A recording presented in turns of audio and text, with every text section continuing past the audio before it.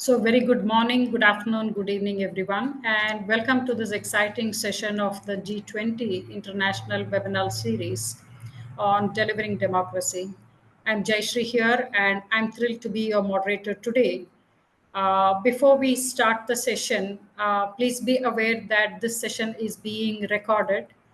By you continuing to be on this call, you're consenting to the recording.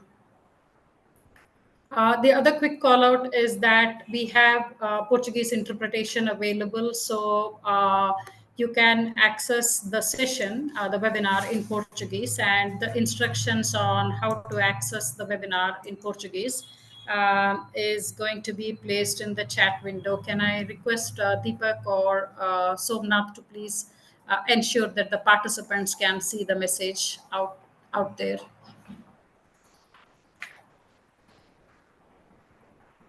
The topic for today sits at the cornerstone of democratic governance, strengthening government and civil society participation for effective civic participation.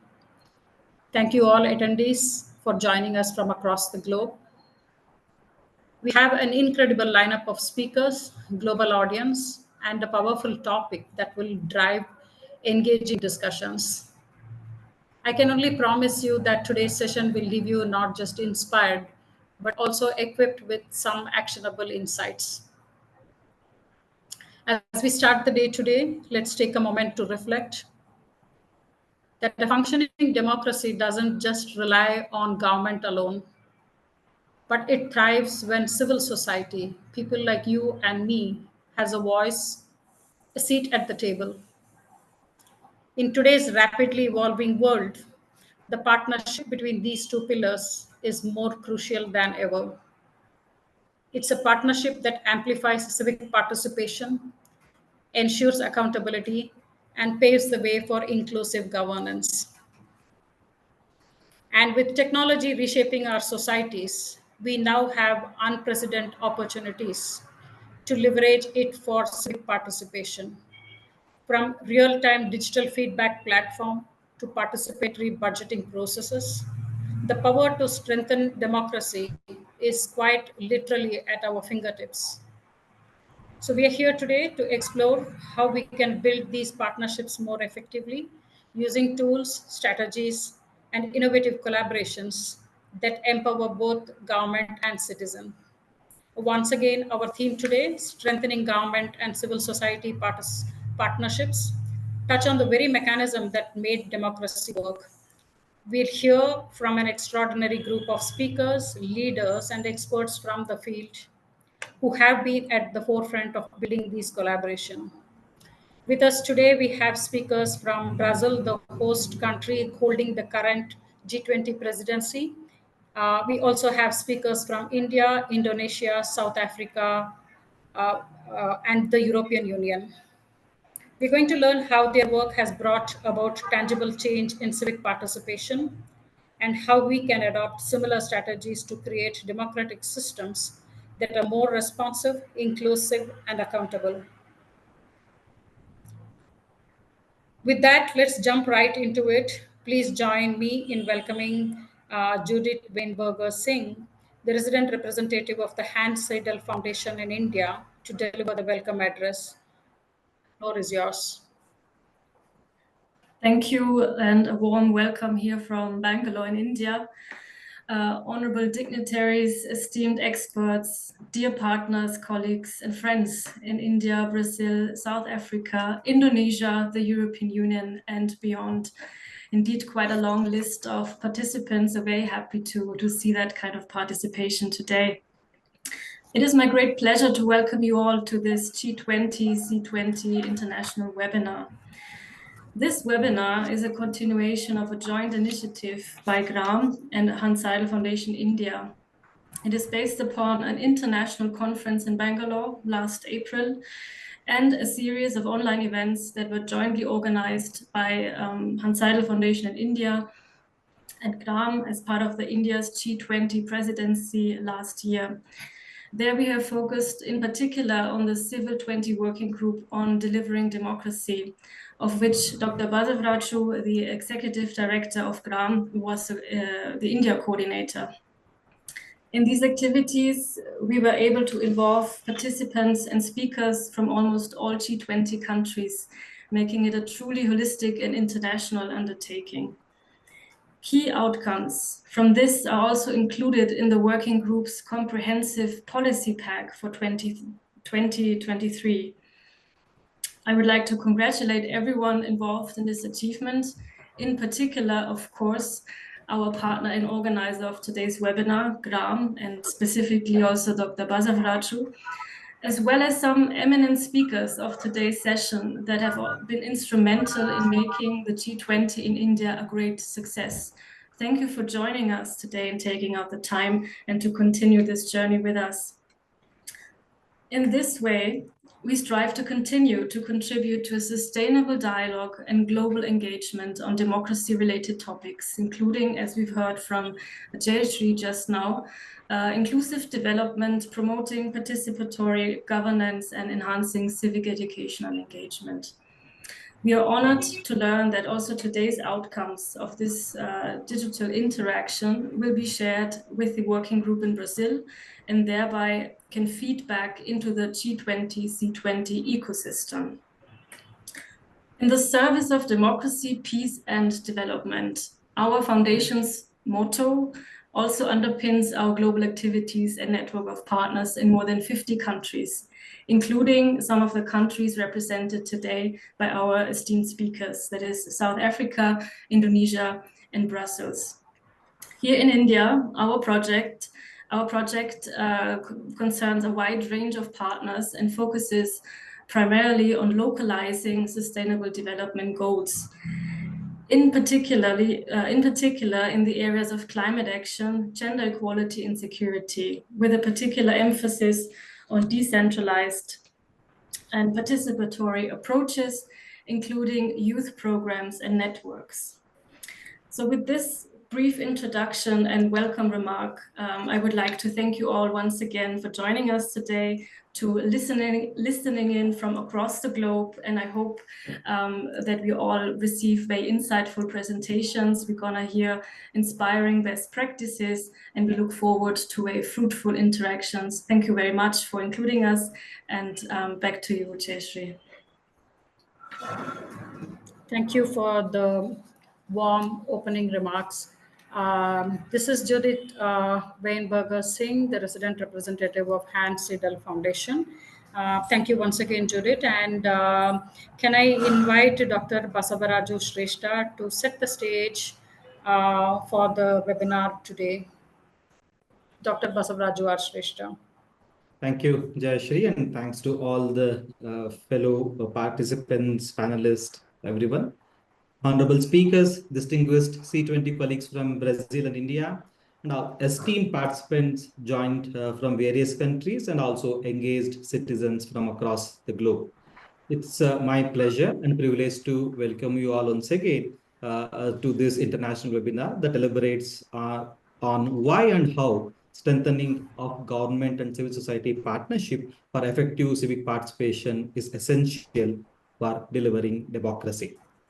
This forum brings together distinguished experts from Brazil, South Africa, India, Indonesia, and European Union countries with rich democratic traditions, diverse experiences, and also its own unique challenges. Today, we gather to explore how we can strengthen the collaboration between governments and civil society to foster more inclusive, transparent, and participatory democratic ecosystem. I think before I get into my introductory remarks, I feel in my duty if I do not acknowledge the support of organizations who have endorsed our thoughts, stood with us, and also guided in the entire process of organizing this webinar. I acknowledge the support of Ms. Alessandra Nilo, the Sherpa of Civil 20 Brazil. I've lost the count how many times I and my team have bothered her with repeated messages and emails. And as Alessandra she took all of them with her usual smiling face, or sometimes we couldn't see her face, only we could hear her tone, or a tone of the messages, whether she was in doctor's clinic for consultation or international travel as part of her responsibility as Sherpa. She expressed absolute solidarity with us in organizing this webinar and invested the strength of her team through Ms. Sarah and Jyotsna and others in C20 Brazil. Alessandra, a big dhanyawad from Indian Civil 20 family and GRAAM. And I earnestly thank Ambassador Vijay Nambiarji, the Sherpa of Civil 20 India, who has been a great motivator and supporter to all our endeavors. And personally, for me, he has been a great supporter from the day I took the responsibility of a national coordinator of this Delivering Democracy working group in India. Sir, thank you so much for your support. And with the support of Civil 20 leadership, GRAAM in collaboration with our working group partners could organize over 51 events with the spirit of Jan Bhagidari, that is stakeholder engagement, with over 30,000 people taken part in our own group's activity. I'm not talking about C20 together in total, but delivering democracy itself. So this is the story of the last previous activity. And also thanks to our partner, Judith Singh from HSF for supporting our endeavors. This webinar wouldn't have happened without the partnership and the support of Seidel Foundation. We are greatly indebted to HSF. And I acknowledge the support of Vinay Sahasrabudheji, the patron of Civil 20 India, who's also one of the speakers today for continuous guidance the whole process. And acknowledge our partner organization, Activate from South Africa, the speakers from all the countries, and our academic partner, Chanakya University, for encouraging their youth and students to take part in this webinar. After all, youth are the future. Youth are today, youth are future. They need to take the baton from all of us to strengthen and deepen democracy. Friends, democracy is not just a system of governance. It is an ongoing process of empowering people. I believe at the core of this process, it is the relationship between government and civil society which makes this happen. Effective civic participation is essential for ensuring that democracy remains vibrant, responsive, and resilient to the needs of its citizens. We have identified 5 crucial themes for discussion today, which are pivotal for shaping the future of participatory governance. Innovative approaches to strengthening government and civil society partnership for inclusive democracy is one of the topics we'll be discussing today. This is expected to throw light on the importance of new strategies and frameworks to bridge gaps between government and civil society. Innovation in policymaking and engagement are crucial for ensuring that all the voices, particularly those from the marginalized and vulnerable communities, are heard and integrated into the democratic processes. As we focus on democracy, we cannot overlook the persistent systemic inequalities in our societies. If 3 E's, that is equality, equity, and empowerment, is not prioritized in policy actions, it will be mere tokenism of democracy. We need to keep reinforcing the 3 E's systematically and ensure that equity is at the heart of all governance action. Hence, we would be taking up a topic, policy action for addressing systemic inequalities, in this webinar today.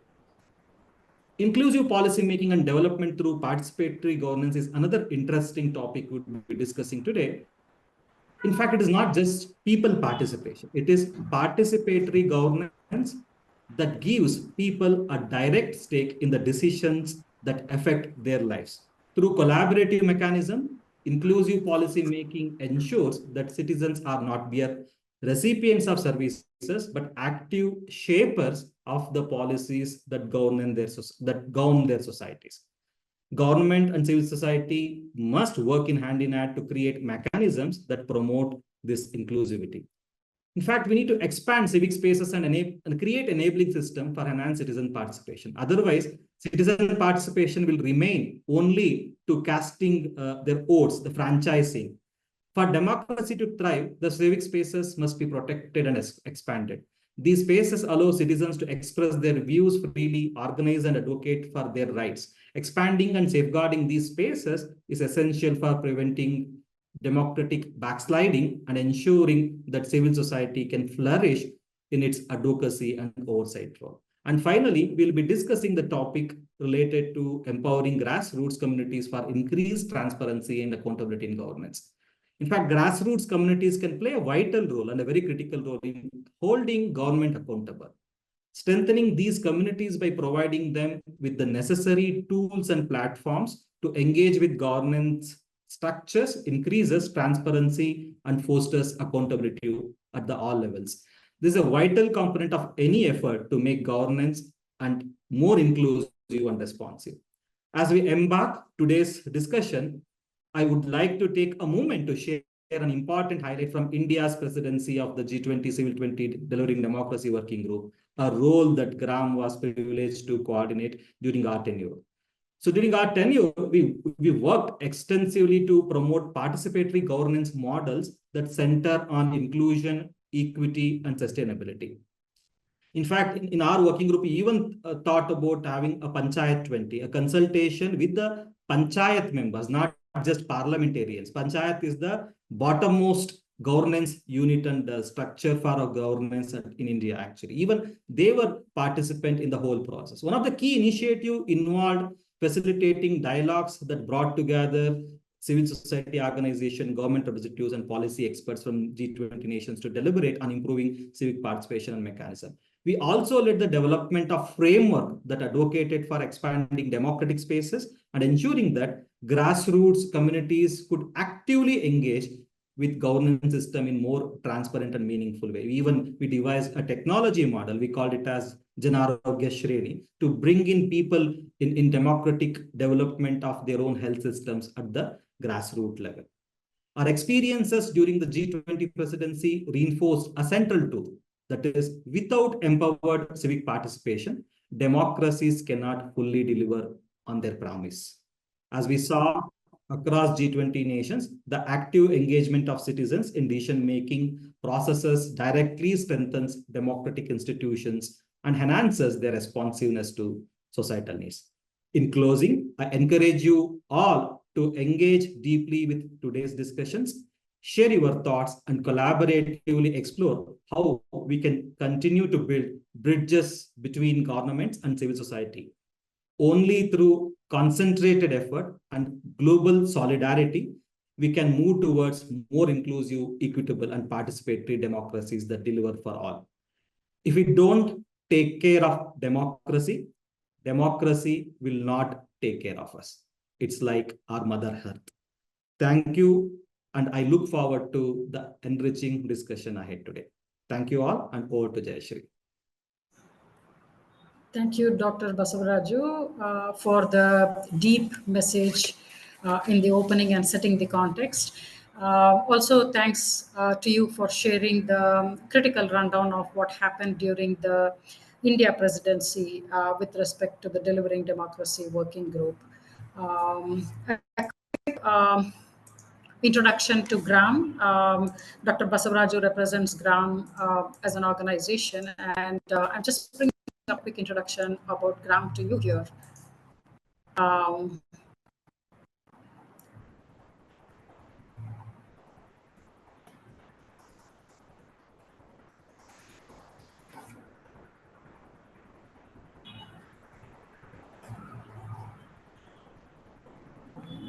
This just share a few glimpses of what happened during the Delivering Democracy working group during the last India presidency. May I now invite Alessandra for your opening remarks. Alexandra is the current C20 Brazil Sherpa and the General Coordinator of Gestos. And she has joined us today, and quickly welcome you to the event, and the floor is yours for a quick opening remark. Thank you, dear GRC. Thank you, Dr. Basavaraju Shrestha, for the kind words. Thank you, everyone, and particularly thank you for organizing this event. I have to say that I'm very touched every time I think about the process we went through in India, because I think that our mission in this life is really to do this work in advocacy, in trying to create more sustainable communities and a better world to everyone. And the only way to do that is really to fostering relationships and friendships that are meaningful for us. So I think that in the C20 path, I had the honor to meet all of you, and this is something that I will carry on in my heart forever. So thank you very much for continue inviting me to participate and to collaborate with you all.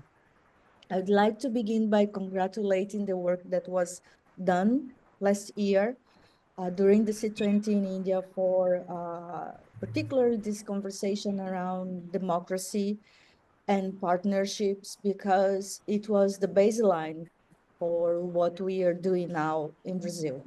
So in Brazil, the C20 this year, we have more than 1,700 organizations registered from 91 countries. And is our duty to continue carry on this torch where we are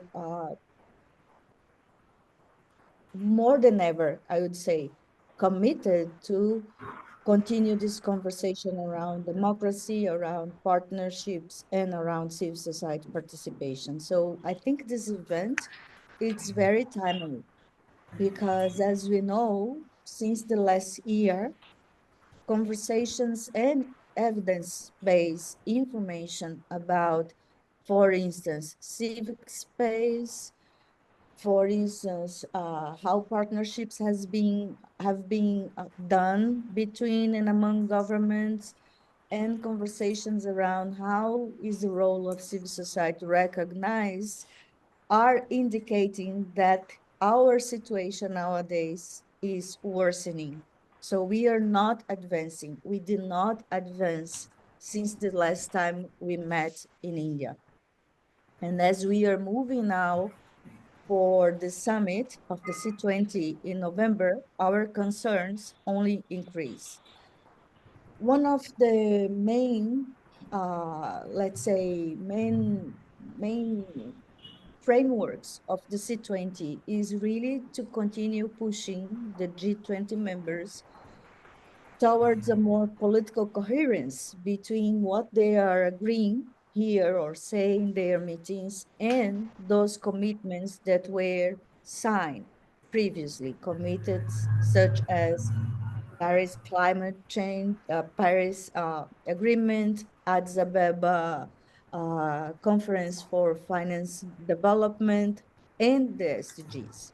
This conversation today that was carefully put forward by Dr. Yashri is it's really about the combination of the SDG 16, the S on also related to governance, and SDG 17 related to partnership, but also it's about all of the other SDGs, because we know that without democracy, without civil society, real, meaningful participation, none of the other rights, as stated by our human rights chapter or the SDGs, the commitments done by the SDGs will be achieved.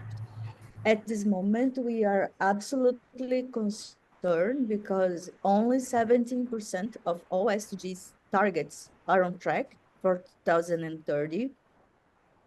And particularly, we see the erosion of the civic space in many countries where we should be strengthening the civil society participation. I just returned from New York when the government's member states just approved the Pact of the Future. And it was a very tense conversation. It was a very tense process. We had five drafts before the approval of the final documents. We struggle a lot to have civil society recognized not only as a subject of receiving rights, not only as a vulnerable communities or part of the vulnerable groups, but also to be recognized as the part of society that is implementing the SDGs, the part of society that is a guardians of the democracy principles, the part of society that is really pushing forward for transparency in governance, or governance that fits the purpose to everyone and that is able to deliver to everyone. So it has been very sad moment, I would say, although we cannot lose the hope and although we will not give up and continue this conversation, continue the process, continue the advocacy work. But I think that my message for this conversation is we need to have really clear, a stronger sense of urgency in what we are talking, discussing, and delivering. At this moment, with the increased tension among the countries and with advance of horrible wars and more investments in military weapons and systems instead of investment in peace, instead of investment in rights, health, education, gender equality, instead of really investing to guarantee that in our countries we have strong and capable democracy processes that will be able to deliver to everyone and leave no one behind, we are not witnessing this. On the opposite. And in the context, I think my last comment, it's also that perhaps what we need to be concerned about is we don't lack solutions. We have the solutions, and I think that C20 in the past presidents and during this presidents, we have been able to show, what are the solutions, but we don't see that at this moment in the velocity that we are trying to implement these solutions, we will be able to achieve them because we are now facing also a climate change emergency. So to conclude, because I think that I already spoke too much and I know the time is very short, to conclude, just highlight that for all these areas that you mentioned, civic space, and particularly the issue of governance, and now also thinking about solutions and possibilities related to access to digital technologies and so on, my last comment is about the huge concern that we have with the role of private sector. That has been a key groups, particularly from some specific corporations that are helping to undermine democracy, helping to undermine civic space, helping to undermine and the rights of the environment. So we have been talking a lot in this C20 process about the need of having proper regulation of the private sector to address the negative externalities produced by the private sector. I'm not generalized saying that all private sectors needs to be reframed, but we know what we are talking about. And the last point is that although we see a lot of possibilities in the future within the digital space, we are also very much concerned about the monopoly around the digital platforms. And we need also to address and to regulate these monopolies, because including these are space that could be particularly strategic to foster democracy, or as we have seen in many areas, particularly in the US and in Brazil recently, where we had a huge problem with acts, particularly to undermine democracy and to put forward informations that are not evidence-based and that do not promote rights, but promote hate speech, etc. So, colleagues, I think this conversation today, the theme of our webinar today, could not be more timely. And I wish you all a very fruitful conversation and looking forward to have you all in Brazil. So welcome again. Thank you. and let's have a good conversation. Let's continue working together to promote peace, good governance, and to promote a meaningful participation of civil society. Thank you so much. Thank you, Alexandra. That was a very powerful opening remark. You very well established the linkage of the current C20 working with the SDGs and also brought about the urgency to be able to not just talk and discuss, but to be able to implement things out there. The other key message that you brought about is also the role of the private sector in this. Truly appreciate your sharing and the opening remarks, and look forward to a successful journey on making things happen. We have with us today Dr. Jyotsna Mohan, the co-facilitator of the current WG10 SDG 16 on democracy and civic spaces. Dr. Mohan is going to share with us the key highlights of the current policy pack that is in deliberation under the Brazil presidency. So over to you, Dr. Jyotsna, and I think I'm just going to bring my slide deck down and you can do a screen share. Thank you so much, Shiji.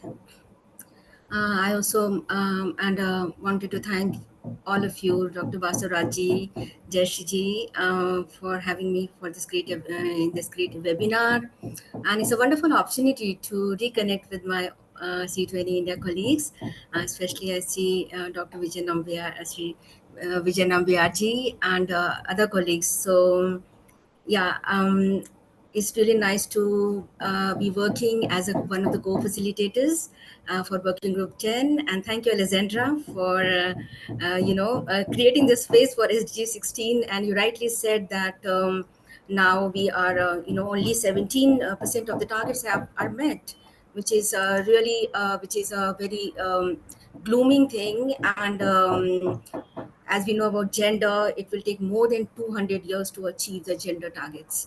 So just imagine at what pace we are going. But I will try to concentrate on the topic and the policy paper that we have created. And this policy paper was created with the with the about more than 200 participants and members of this working group 10 all over the globe. So it's not my policy paper, and it's been really a good journey to work with all of you to be part of this important journey of SDG 16. Coming to the slides, hope you can see my slide. Yes, we can. Thank you so much. So, as you know that SDG 16, we are actually looking at how SDG 16 has been integrated in the total roadmap for the in the field of inclusive governance, justice and integrity in Brazil G20 and C20. And so what we have done, we have so Brazil C20 has three key focuses, that is civic space, access to justice, and anti-corruption. We have heard a lot about the civic space, and especially the shrinking civic space, which we have seen all across the globe, which was very much first look concentrated in the global south, which is Asia or Africa, but and South America. But now we see it's all over the globe, and what we see, especially in terms of funders, and how they are also concentrating the funds to through some organizations which are not working with the grassroots level. And we have also heard about the importance of integrating the community voices. So when this kind of link is missing, then you can imagine the seriousness of civic space.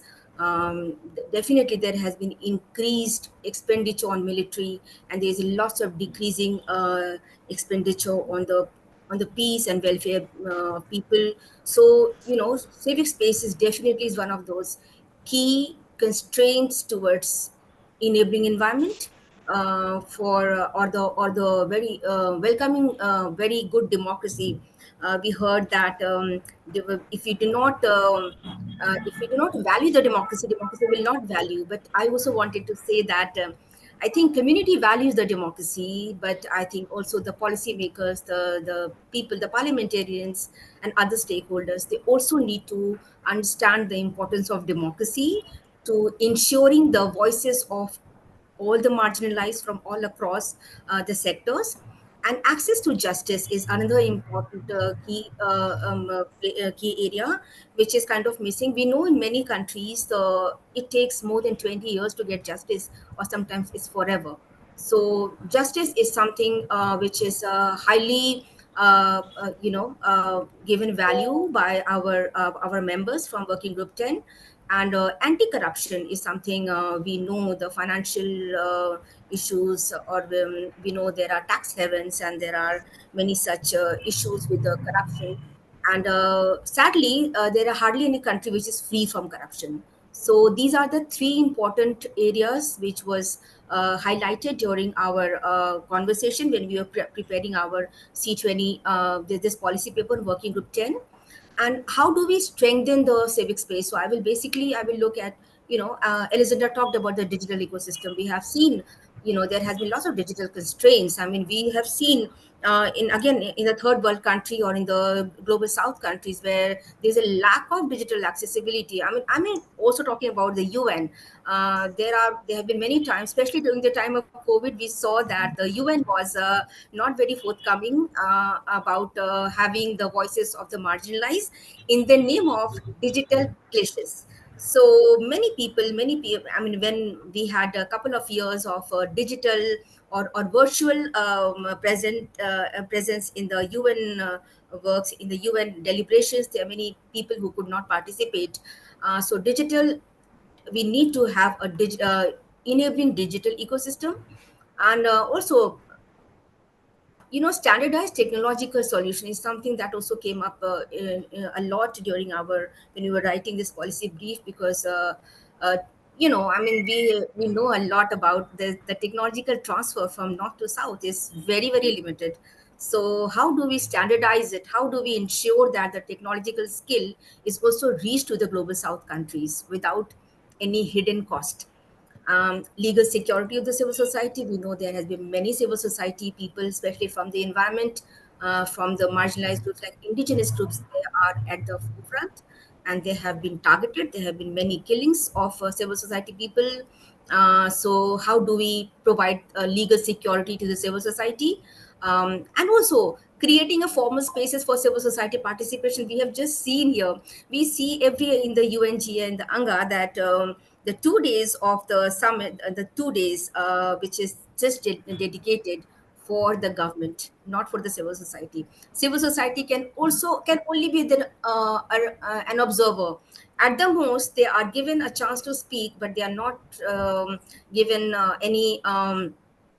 any opportunity to be part of the discussion. So this time in the Summit of the Future, we had, I mean, every year actually, not only Summit of the Future, we have 2 days of action days where the civil society can go inside the UN building and they can talk, but not beyond that. You cannot get inside the UN building. So this is again, so I'm just talking about the UN. So, and UN, which has the membership of more than 193 countries. So can you imagine UN, which is guiding the whole the countries, but then they also have some limitations. So it's reflected in many countries. So creating that, I mean, we see in the voluntary national review, there are the countries that are presenting voluntary national review under SDG 17. It has to be a partnership initiative. That means civil society is an equal stakeholder, but somehow they are not part of the voluntary national review. It's only at the end of the VNRs the civil society are in many countries. I've seen actually also in India, the civil society was invited, not in 2017, but next time they were invited, and they were part of the whole delegation, and they provided their input. So we have seen many countries in Malaysia, in Nepal, and many countries actually, civil society are gaining some importance, and it's a good move actually by the government. But again, simplifying the CSO registration process, which we see again is a very set of process. I mean, because there are many acts. The 1857 Act law in India, it's a very, very regressive one. It's very old, so I think this also needs to be kind of updated. And similarly, in many, many countries, the registration process is getting very difficult. And but I also understand it's very important to have a due diligence, but at the same time, it needs to be simplified, and then protecting human rights defenders that I just spoke before, that in the name of that many human rights defenders, especially civil society people, have been targeted. Now coming to the next point is, we have just talked about the corruption in the policy paper, that implementing comprehensive whistleblower protection laws. There has been many, many anti-corruption laws, but how do we ensure that these laws are not only in place, but there are whistleblowers, I mean, to protect it?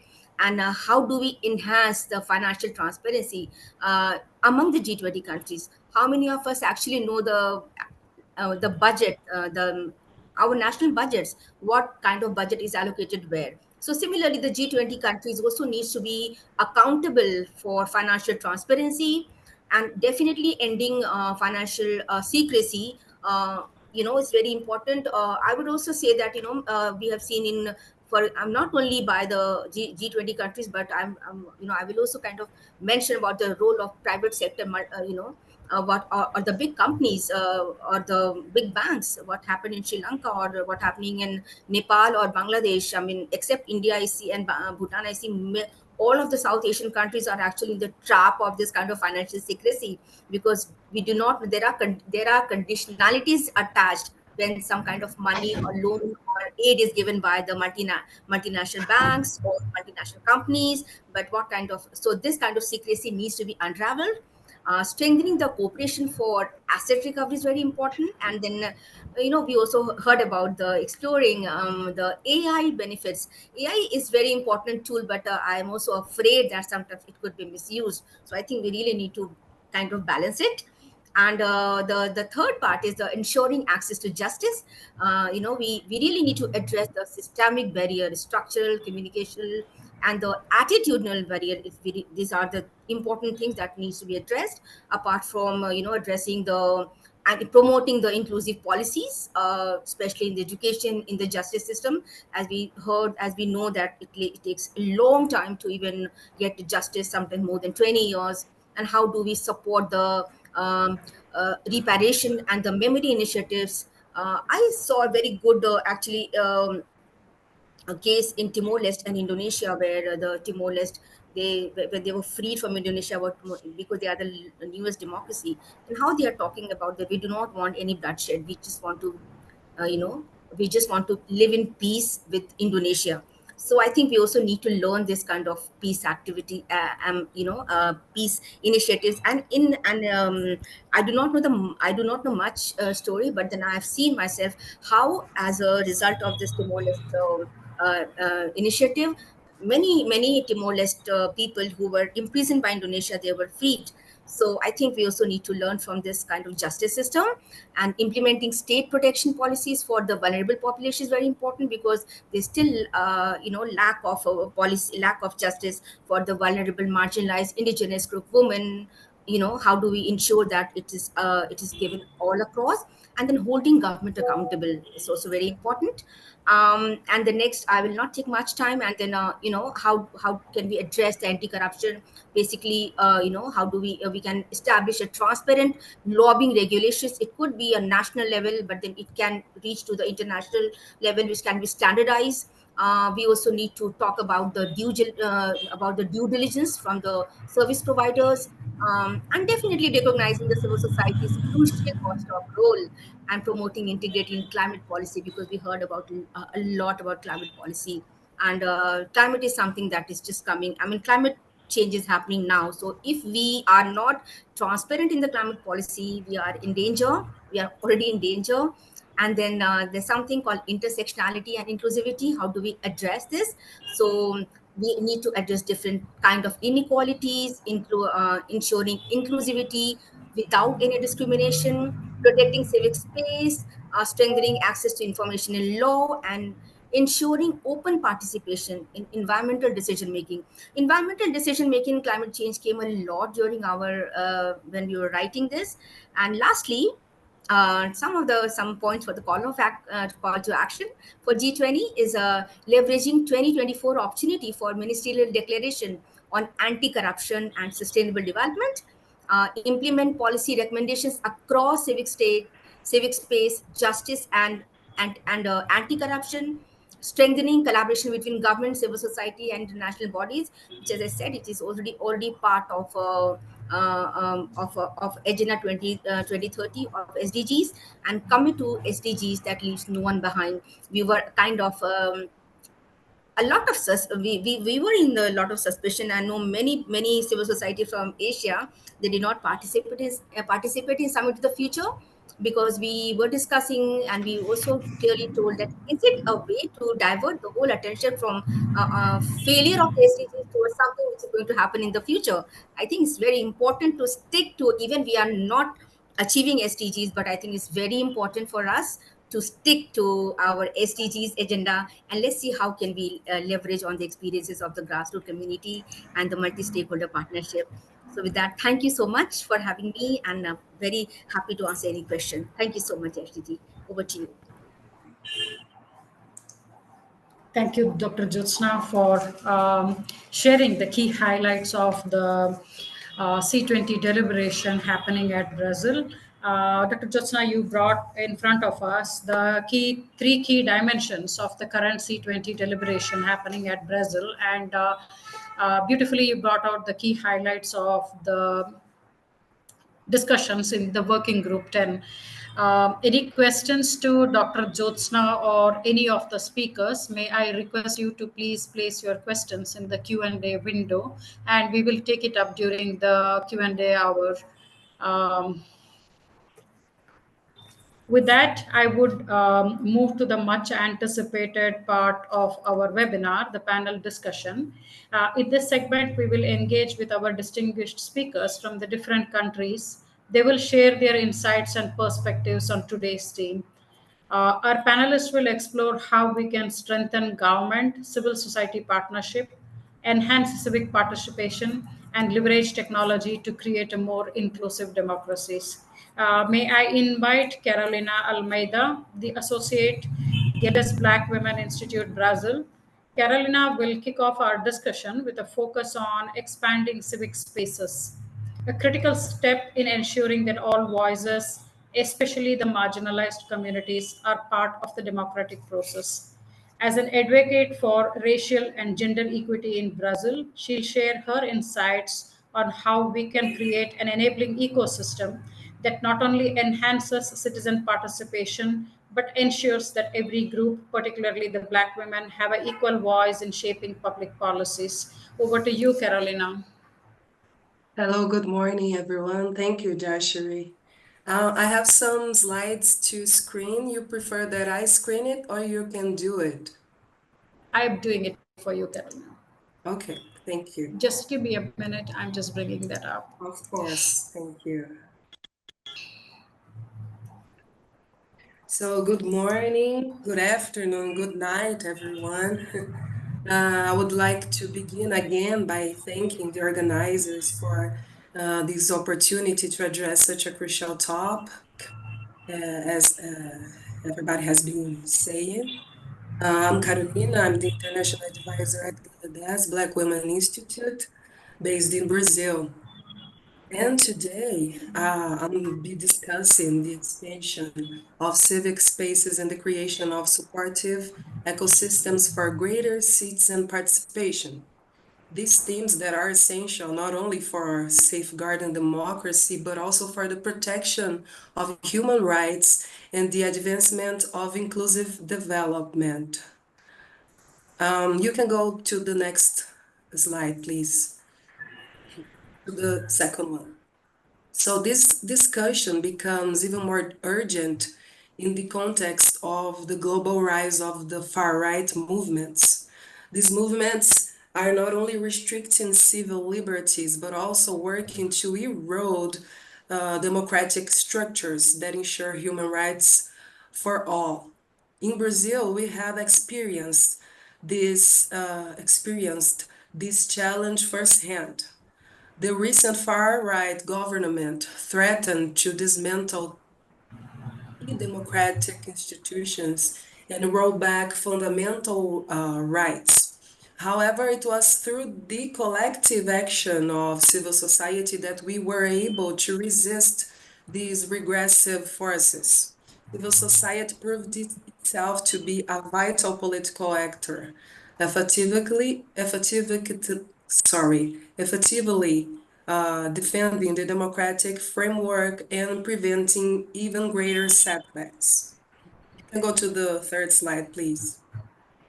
At its core, democracy is not merely a form of government, it is the bedrock of human rights and the foundation of societies where equality and justice prevail.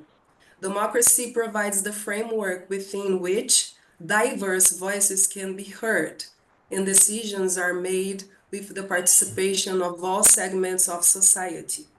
When democracy is under threat and viewing diversity as a threat rather than a strength, thus aggravating racial and gender inequalities. In response to these challenges, the expansion of civic spaces is critical. Civic spaces are the arenas, whether physical, digital, or legal, where citizens and civil society can come together to organize, to express our views, and to influence public policy. Expanding these spaces is a key strategy to strengthen democracy. It enables a wider range of voices to participate in decision-making process, ensuring that human rights are protected and that societies move towards more inclusive development. The more inclusive these spaces are, the more resilient democracy becomes, as diverse groups are given the platform to advocate for their rights and for policies that address their real needs. One of the most affected groups by these restrictive trends is the people of African descent and other racialized groups, not only in Brazil, but all over the world.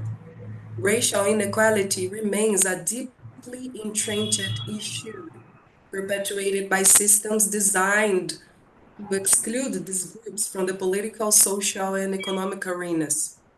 Racism acts as a political and economic tool or project that systematically silence voices of people of African descent and limit our access to rights and power. Racism seeks to maintain a status quo that marginalizes our population and prevents us from fully exercising our citizenship. The situation is even more complex for Black women because we face compounded forms of discrimination based on both race and gender. Our exclusion from political and economic spaces is a direct consequence of this intersectional oppression. And our lack of representation in key decision-making process further exacerbates the inequalities that we endure. Therefore, expanding civic spaces is essential to breaking these cycles of exclusion. By broadening the range of participation, we enable marginalized voices to shape public policies and contribute to the decisions that impact our own lives. Please go to the next slide. So, an example of a good practice that Galadas has been doing is the advocacy for the economic empowerment of people of African descent within the G20 and the United Nations. Please go to the fifth slide.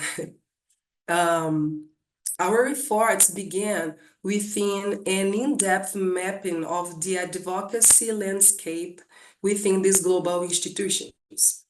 We recognized that to be effective in such elitist spaces, we needed to understand their inner working.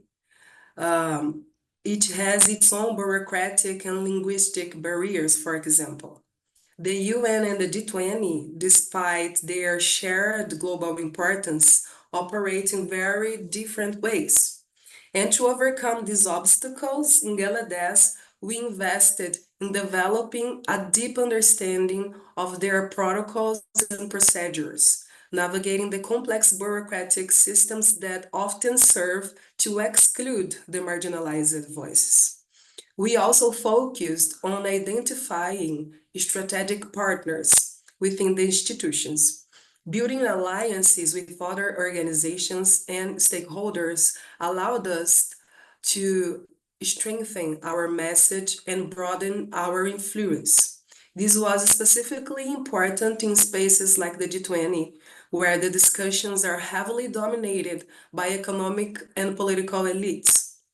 By forging these partnerships, we could amplify the voices of people of African descent and ensure that our advocacy was grounded in collaborative efforts with other groups working towards similar goals. Additionally, we worked to break down the language barriers that often limit access to these spaces. The technical jargon, the elitist discourses that permeates institutions like the UN and G20 can be intimidating for organizations that represent marginalized communities.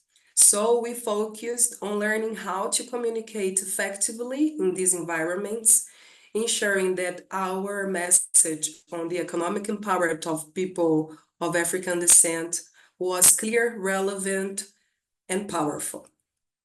Please go to the next slide. In conclusion, it is important to emphasize that the international relations theory already recognizes civil society as a legitimate political actor. In a world where multilateral decision-making forums and the global financial system face significant gaps and inefficiencies, global civil society has the potential to bridge these gaps and serve as a transformative force.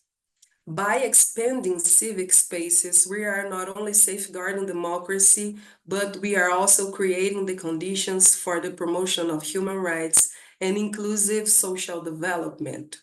Civic engagement is the bedrock of a functioning democracy, and without it, we cannot hope to address the deep-rooted inequality that persists in our society. A democracy that embraces diverse voices is a stronger and more resilient democracy.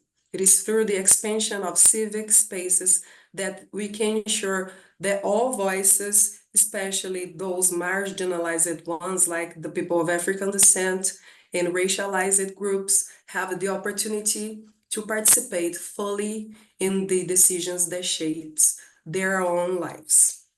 Thank you very much. Thank you, Carolina, for the beautiful example that you brought to us from the organization. You stressed upon the expansion of the civil spaces, especially to break the cycles of exclusion and bring in a wide range of voices to be heard. Thank you so much for that sharing. We will now move to the next speaker of the day from India, Dr. Vinay Sahasrabuddhiji. I think he had to steer a meeting of national importance today and hence has been unavailable for this session. However, he has sent us a video recording of the key messages that he would like to share with the audience. Can I request Bindu to please play the video on behalf of us, please? Namaskar. Greetings to all who have gathered for this particular conclave where we are discussing delivering democracy in the larger context of C20, which this year is being hosted by Brazil. First of all, let me thank the organizers for having me here. I'm sure the deliberations in this particular conference will be very rewarding and enriching in the context of the evolving relationship between civil society and the governments. One must go back a little bit in the history of democracy. And after the third wave of democracy, which historians tell us was around 1950, almost at the same time when India attained independence. Post this third wave of democracy, there was quite a discussion in various democracies whether democracy alone can deliver. Because people had pinned their hopes on democratic governance, and it was thought that when people elect their own governments, they will certainly make a difference, they will deliver, because people are going to elect only those people who they believe are their representative, who are concerned about the welfare of the people. But unfortunately, that did not happen. And therefore, as we witness, since 1965-70 onwards, the word NGO became a prominent term in our governance-related discourse. Why NGO? Because when government organizations fail, non-government organizations should serve the cause of welfare of the people. That was the consideration. And therefore, today what we call it civil society was at that point of time considered, and even today in certain contexts, considered only in the context of government. One is a government organization, the other one is a non-government organization. But unfortunately, post 70, last almost half a century, we have witnessed that NGOs also became a part of the government, in the sense when they tried to hold hands with the government in the sector of delivering welfare programs and developmental schemes to the people, they also created their own bureaucracy kind of a thing. Their own inertia also came to the fore, and to a large extent, NGOs were not able to attain success the way people were expecting them to. And therefore, the idea of civil society, when we discuss as to how should it be functioning in the context of democratic governance, helping the governments to deliver democracy, at least 3 points that occur to my mind, I believe, require some deliberation, require some pondering over. The first point is that while we call it civil society, eventually they are non-profit organizations, non-government organizations. Better term in the Indian context is voluntary organization. Remember, there is a distinction between an NGO and a voluntary organization.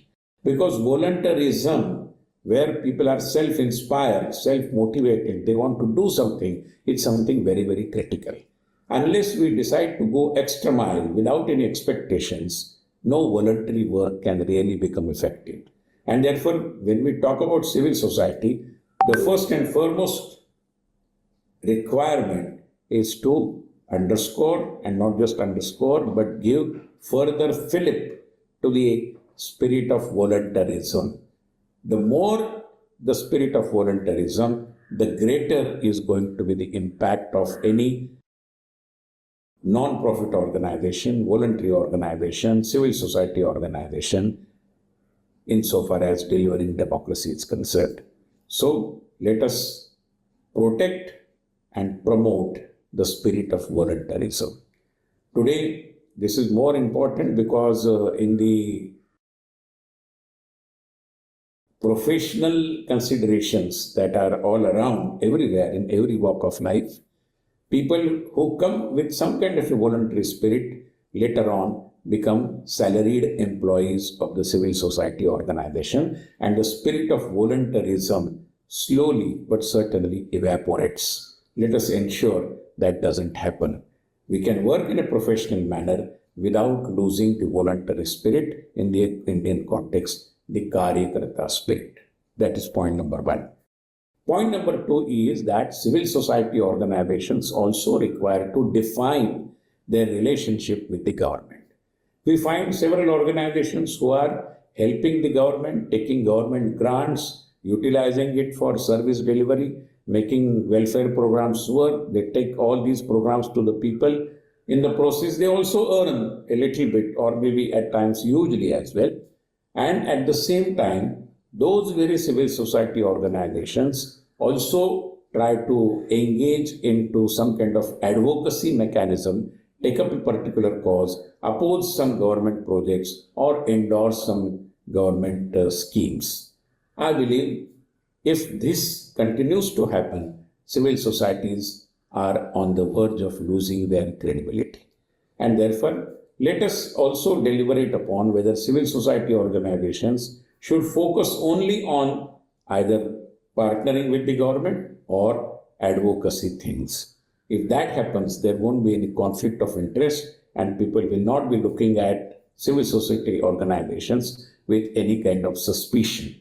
And therefore, to have purity of purpose restored to the cause civil society organizations want to pursue, can we evolve a code of conduct where either an organization is into advocacy, public awakening, taking up a cause, opposing the government or endorsing the government, whatever it may be, or partnering with the government insofar as development and welfare programs are concerned, ensuring that they reach to the ultimate beneficiary. So this is point number 2. Point number 3 is our international networking. I believe globally, civil society organizations are facing same kinds of challenges as what we face here in India. And therefore, globally also, if we could promote this voluntarism and this purity of purpose, then the entire global community will also be looking at India with some expectations that from here, perhaps they can witness the Gangotri of pure civil society organizations coming to the help of the people, especially in the disadvantaged sections and other marginalized sections of the society. This is very required because we cannot allow, after democracy and political parties, the civil society organizations also to be discredited in the eyes of the people at large. Let us therefore try to deliberate upon the causes that are harming the very purity of purpose of civil society organizations, with several elements interfering into the whole thing, with some kind of an element of adulteration also making the things a little hazy at times and causing confusion of it. I mean, a great deal of confusion rather. To that end, I believe all the 3 points which I have mentioned perhaps would deserve some application of mind at your end as well. Once again, I think the operations that you are all engaged in on the subject of civil society and ensuring the ability to deliver on the part of democracy, all these issues definitely will lead us to some greater clarity. Thank you very much.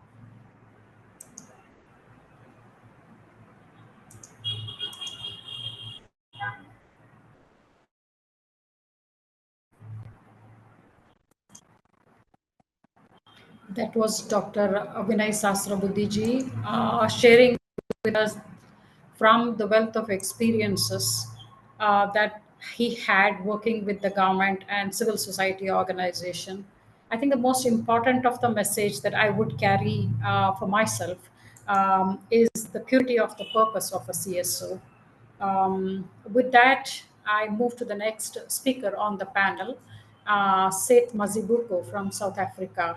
Over to you, Seth, for quick deliberation and sharing the South Africa perspective. A leader in grassroots activism, Seth will address empowering communities for greater transparency and accountability. Having himself been at the forefront of South Africa's democratic movement, he'll discuss how building capacity at the grassroots level can ensure that local communities hold governments accountable, promoting transparency, in building trust between citizen and their representative. Over to you, Seth. Thank you very much. My apologies in as far as my screen is concerned, and technology beats me. And the team that I'm working with has been out of the office for some time. We are preparing for the for the strategic planning session of the movement. So it is giving me problems with the less of technology I have. Having said that, let me be quick, colleagues, to mention a few issues here. South Africa comes from the past where we had a situation where you will see more of the many being oppressed by the few. A situation where even violence was used by the few against the many. And different forms of that oppression by apartheid managed to, in a way, Black people managed to come together. And when speaking of Black people in the South African context of the liberation movement, we are speaking about all those who were oppressed and discriminated against under apartheid. And which nationalities are those? It will be right at the bottom, African people, followed by coloreds, what we refer to as coloreds, and then after that, then the Indians, those of Indian origin, and then you'll then have whites. The class demarcation was taking those four different levels. And the most oppressed, being the African people, downtrodden, were even landless. However, what as a form of protest against oppression, the Indian, colored, and African people came together. And of course, in what then was called in the 60s, a caliber of people like Steve Biko called it a Black consciousness movement. It was that Black consciousness movement that brought in and also instigated the spirit of civil society participation, or even civil society acting together to have their voice heard. That Black consciousness movement even started a number of programs, and one of those was the Black community programs. Remember, I mentioned who Blacks were, or how we defined Blacks. So the Black community programs, BCP, as we called them, created a lot of gathering of civil society at different levels, gathering of young people. That time, there was also student movement that also formed part of that civil society movement. So participation of young people on issues civil society or civic was something that even started during the time when Black people were still under apartheid in South Africa. When 1994 came, when now the new democratic government took shape, a lot of laws were introduced, and these included, the laws were mainly a range of legislation, policies, and guidance document by the new government were able to allow space and regulate it on how decisions and how those taking decisions should behave. It also brought in the public participation on any legislation, decision-making, etc. At the level of the local government, for that matter. Remember, South Africa is having a three-sphere of government. There is the national government on top, provincial government in the middle. Down there, you have what we call the local government participation. Then laws were introduced that allowed the participation of civil society, even right at the bottom. However, one must be quick to say that whilst there were laws that spoke of the behavior, we have Human Rights Commission, we have the Public Protector, we have all these, what we call Chapter 9 institutions that are supposed to protect the participation of people and accountability. However, these, at some point or the other, you find that they are being infiltrated by a corrupt lot of leadership. At the end of the day, the intention that they were supposed to undertake or to push further, then it gets distorted and misrepresented. Ourselves, as Moral Regeneration, as Activate, the South African Council of Churches, the interfaith organizations came together, and now we are saying, how do we clean up the representation of the civil society movement at every level? And this, then, we are talking of what we call now the community manifestos. What are the community manifestos? Community manifestos are seeking to achieve what we call values-driven communities, values-driven communities.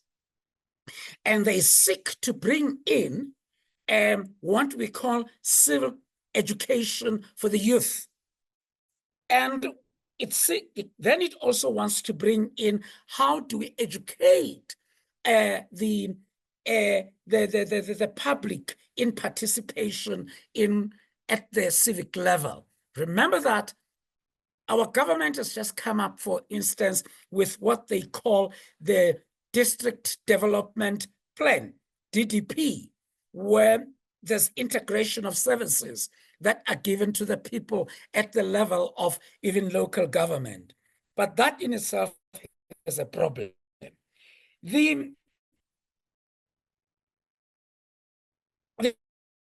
manifestos are also saying, a key. The Take Part campaign colleagues, in that we seek to change the views that regard citizens as mere consumers, voters, and taxpayers, in our case also as protesters. We are saying you can go beyond that. It is that civic participation and leadership that seek to assist the processes.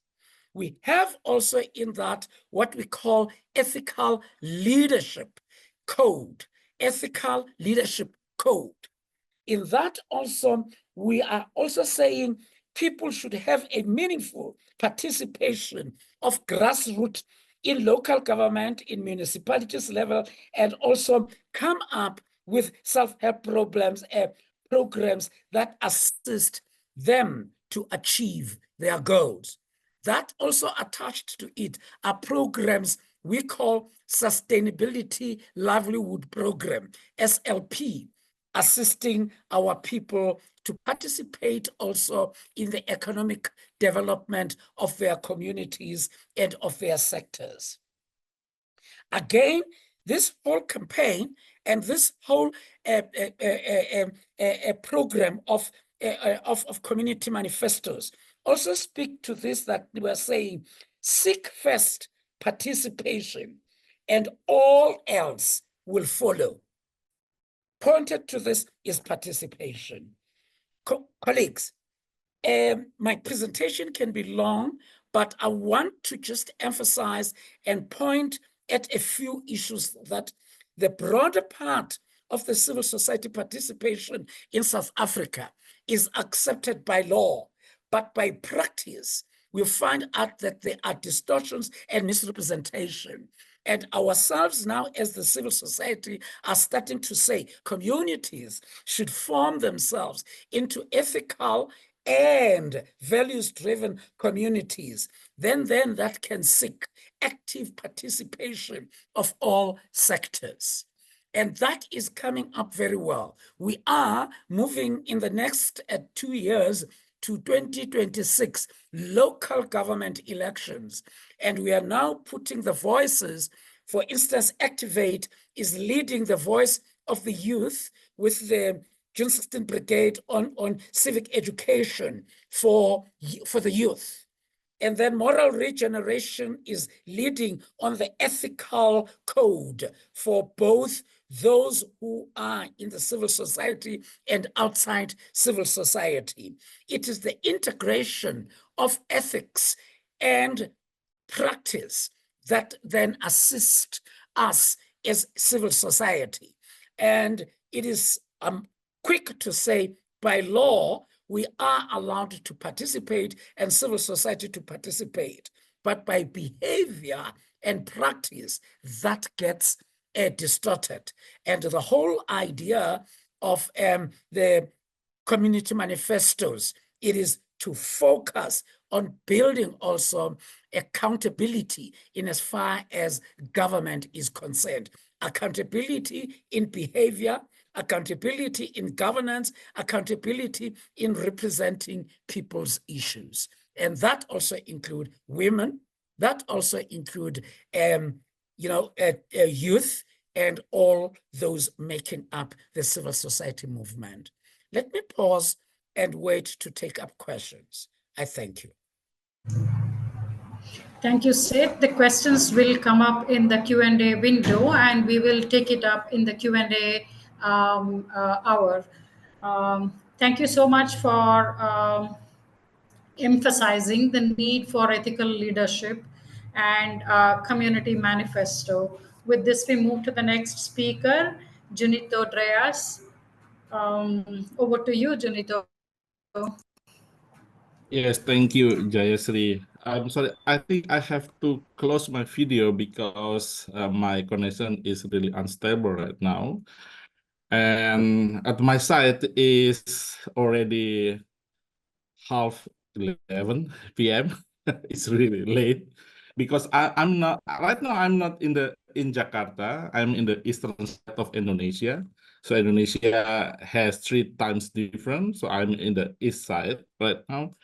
So it's really late here. And the internet connection here in Papua is really bad. Some people say due to the conflict situation, the government tried to limit the access. But some people, yeah, they just said it's a bad infrastructure. So here we go. I will share my screen. I think I can share by myself. Can you see my screen?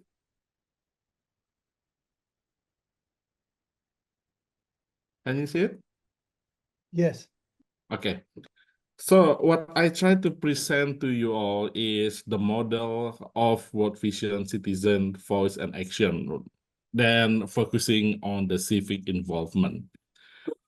In Indonesia, after the Suharto's era, the rural government, we call him as a dictator of Indonesia, went away in 98. Then we have a new government, the new democratic era. Then the government set a new model, actually.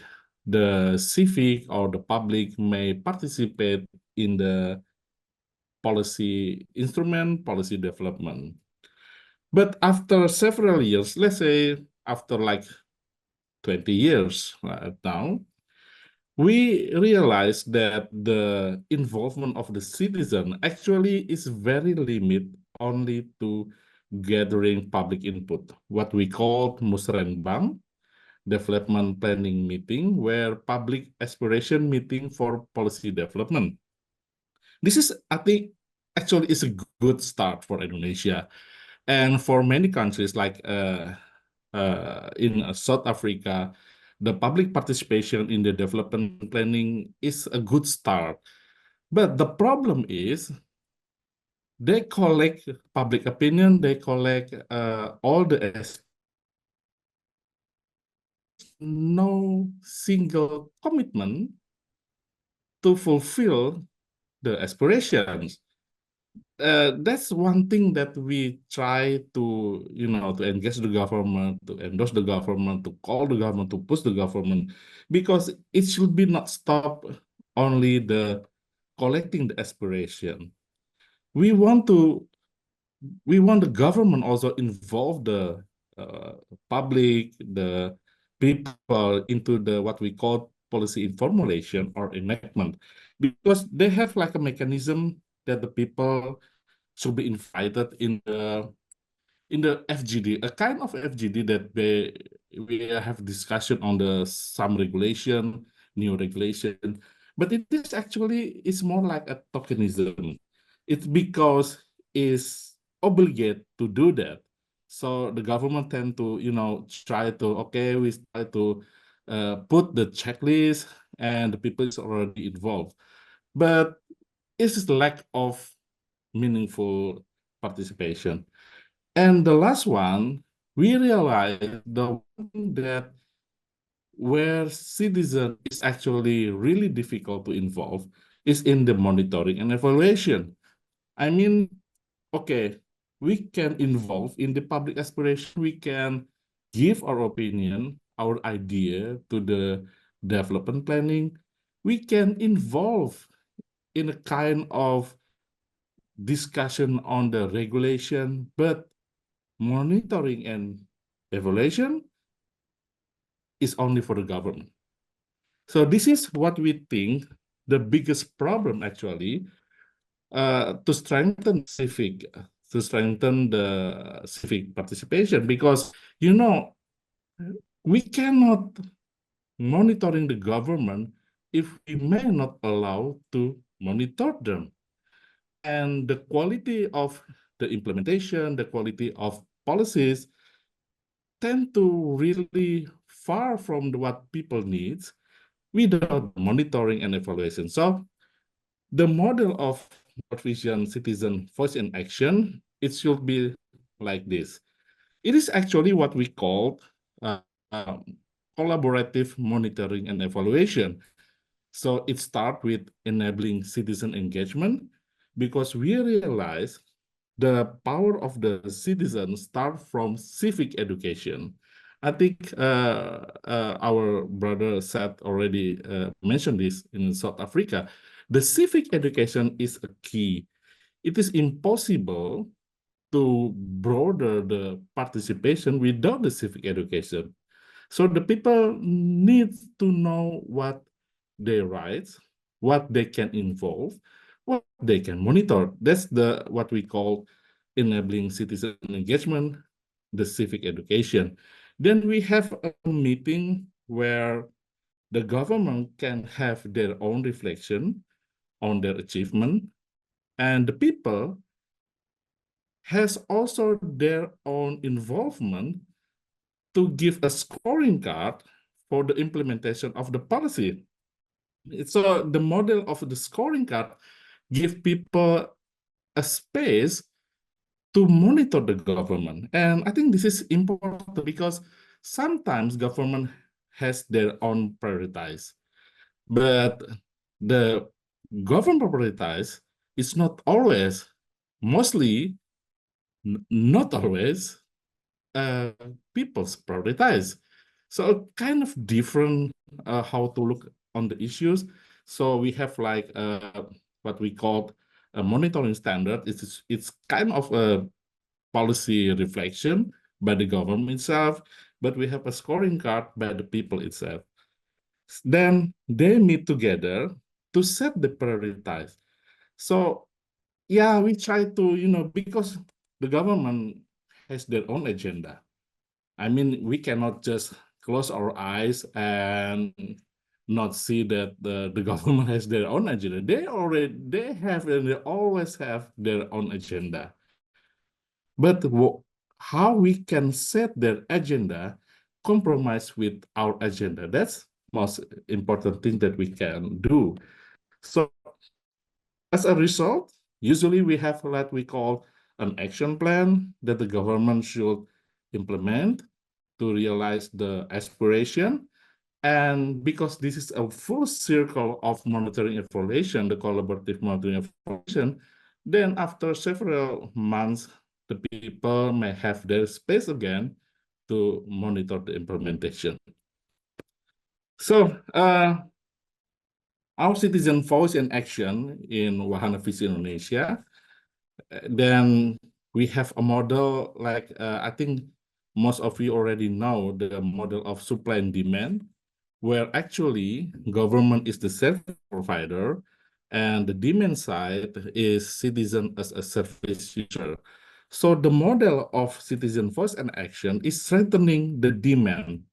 And why this is important? Because if you want to have quality policy, if you want to have quality implementation, then you should have quality demand. You cannot have quality implementation. Why government cannot implement their policy? Because it's because there is a lack of demand, of the lack of quality demand. And why the people has lack of quality demand? Because they don't understand. So it backs again to the civic education. But if you want to quality implementation, quality policy, then you should have a quality demand.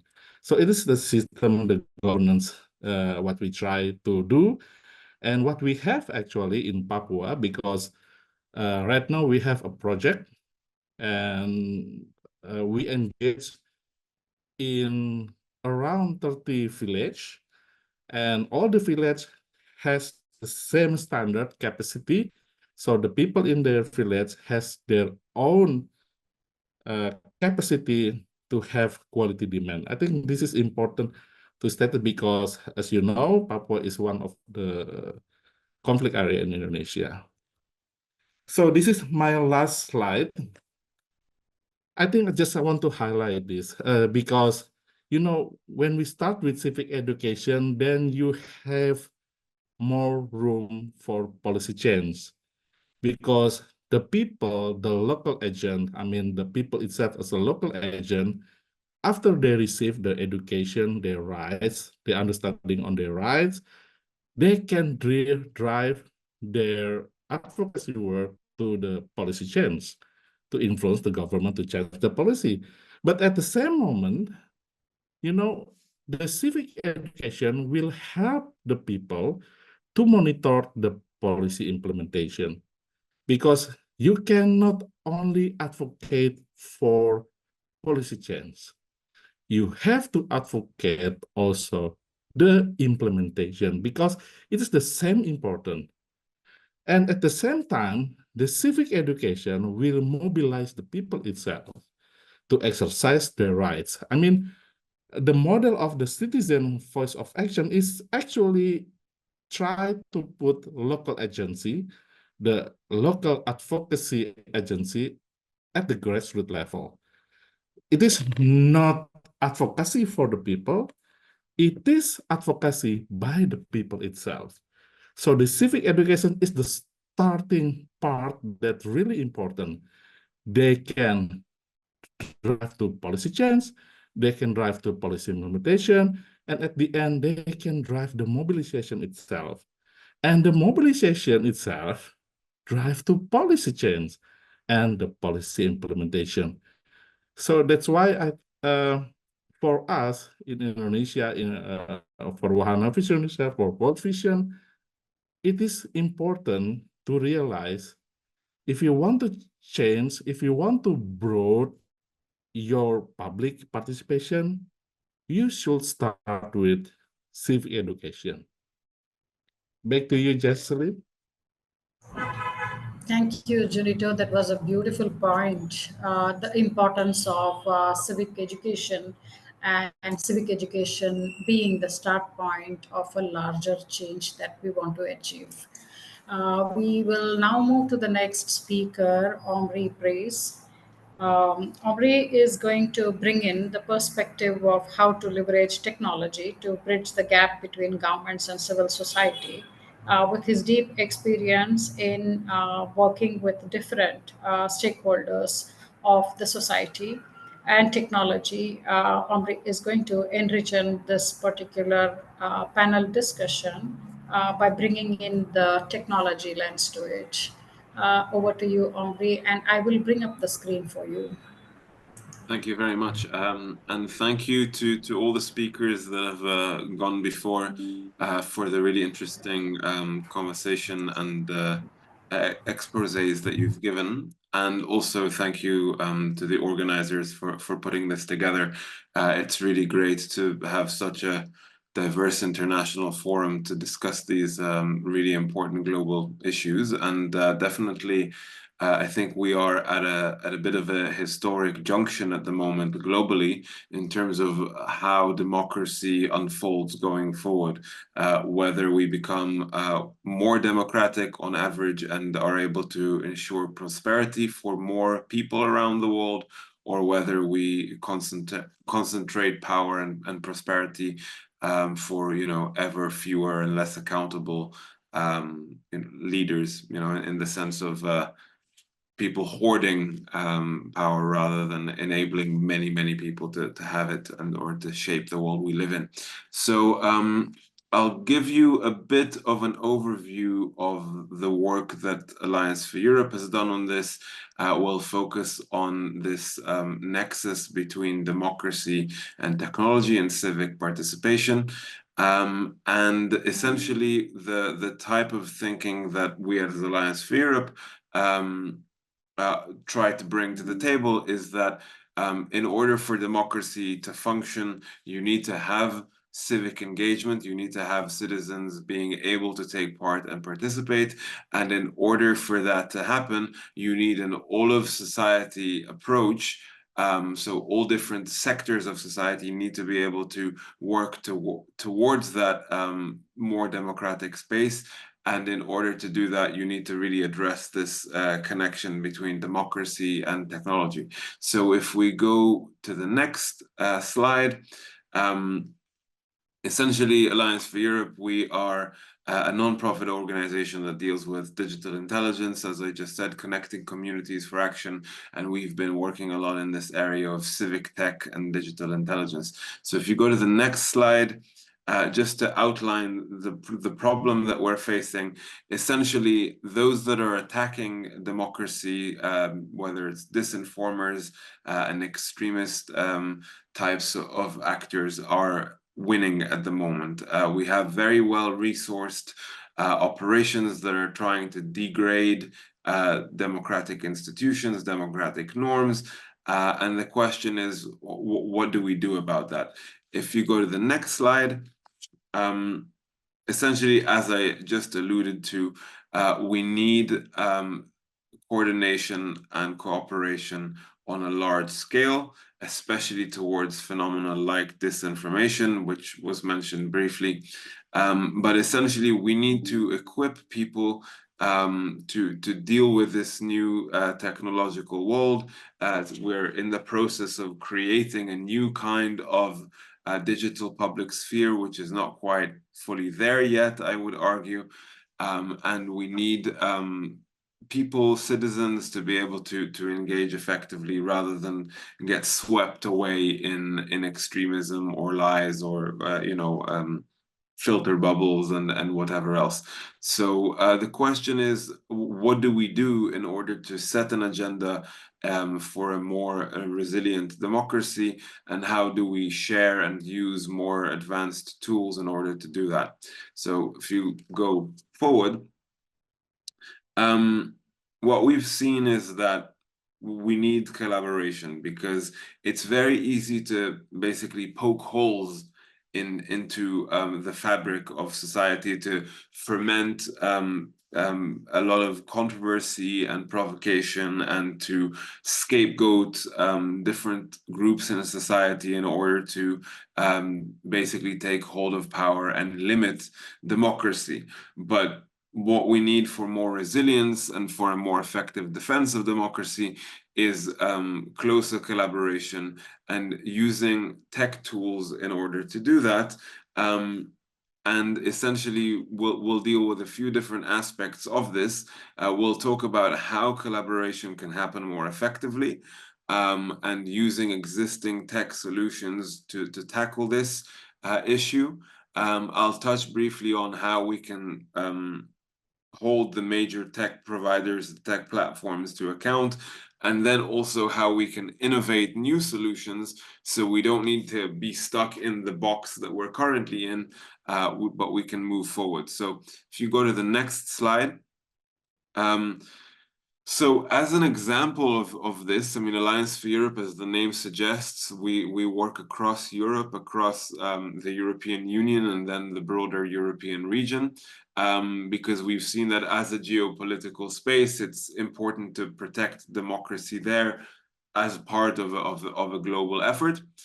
And essentially what we did is bring together, ahead of the European elections that we just saw in June, a network of civil society organizations, universities, media, companies, etc. And we did that in support of some institutional efforts that the European Union is also undertaking, as well as a variety of different civil society efforts. And we essentially looked at, monitoring disinformation that was attacking the elections or basically degrading the ability to have free and fair elections. We shared our findings of threats and of inauthentic behavior. So these are fake accounts, networks of accounts pretending to be something other than what they actually are. And then we flagged those to the platforms, flagged those to the European Commission, etc. And so that's an example of how collaboration can take place. And if you go to the next slide, essentially the way we did that is just by applying existing methods and approaches and tools that exist, for example, here in the cybersecurity space, and we've been reapplying them to the information space in terms of information security. So having one common open source language to define disinformation tactics, which comes from cybersecurity, has been a way of bringing together researchers and analysts to work together. So this is referring to the DISARM framework, disinformation analysis and risk management, as an open source tool that we have been supporting, helping the development of, and sort of helping the adoption of. And that is one very practical example on how democracy defenders can come together more effectively.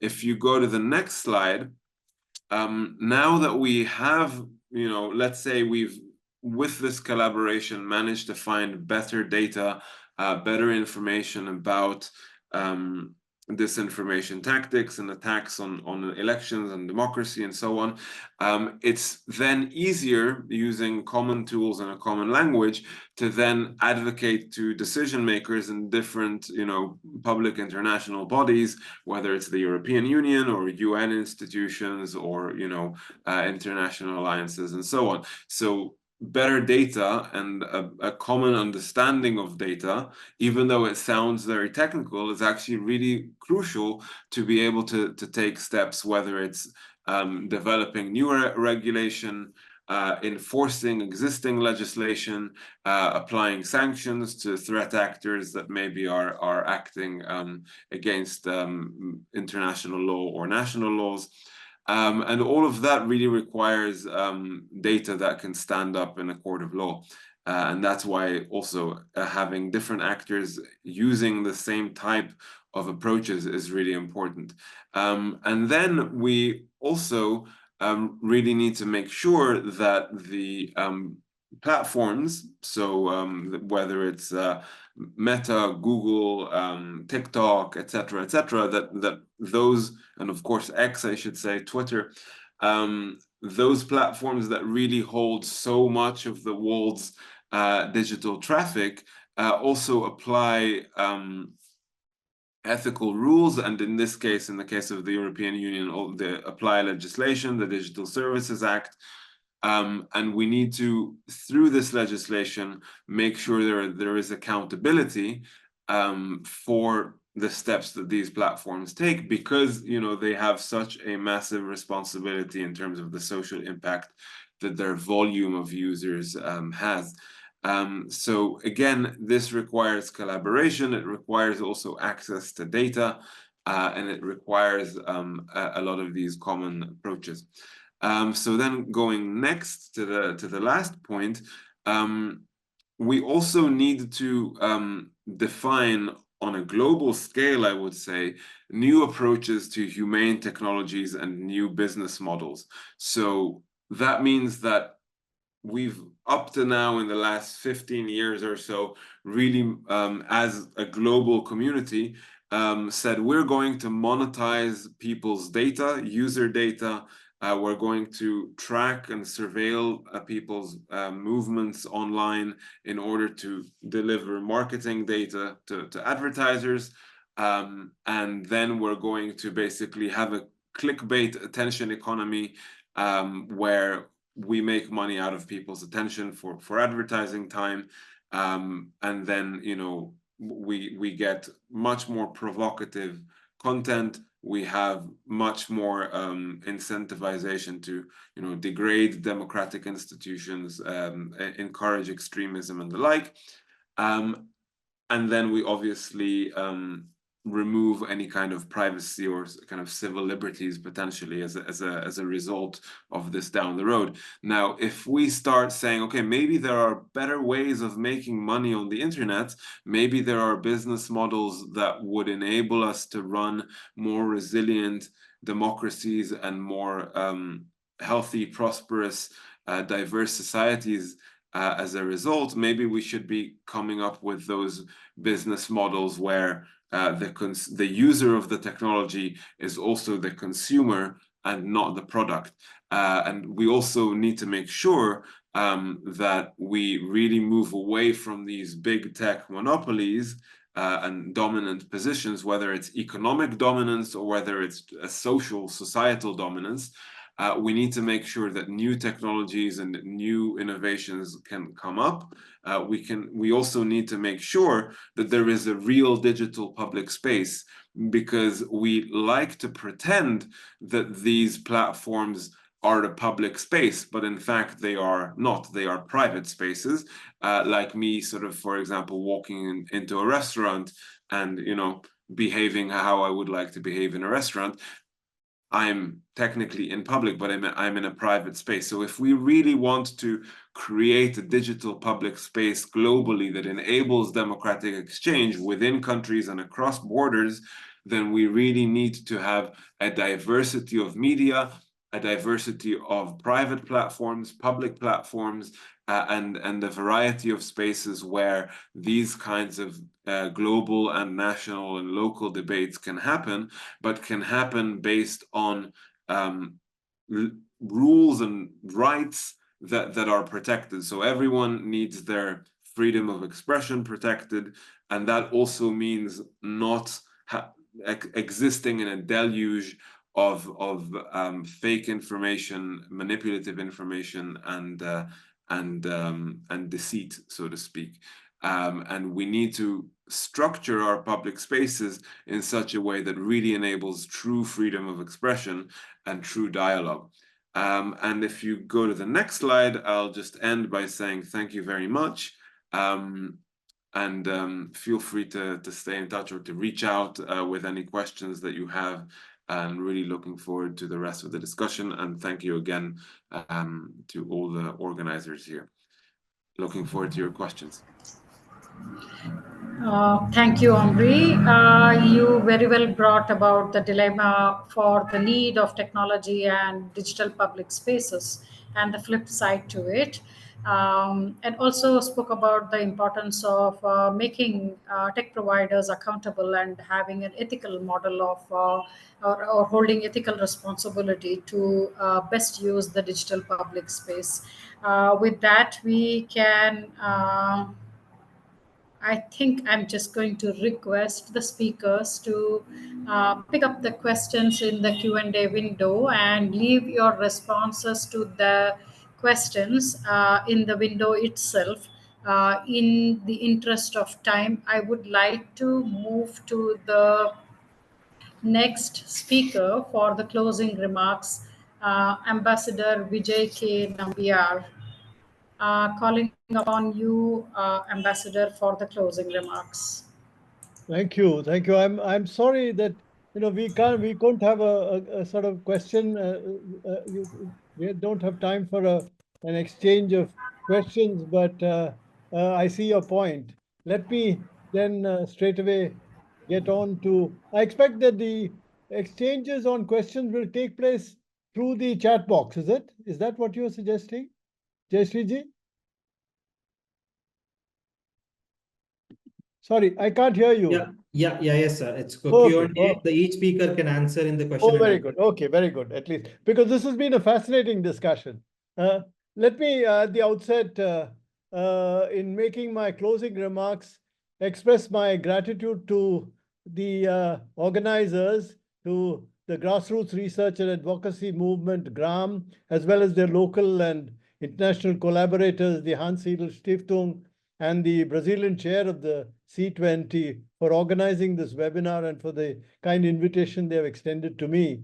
I thank the esteemed panelists and the guest speakers for their vision and judgment, the equity and rigor, as well as the very, very nuanced wisdom they have provided during this unusually rich and varied discussion we've had this afternoon on the subject of delivering democracy, strengthening government and civil society partnerships for effective civic participation.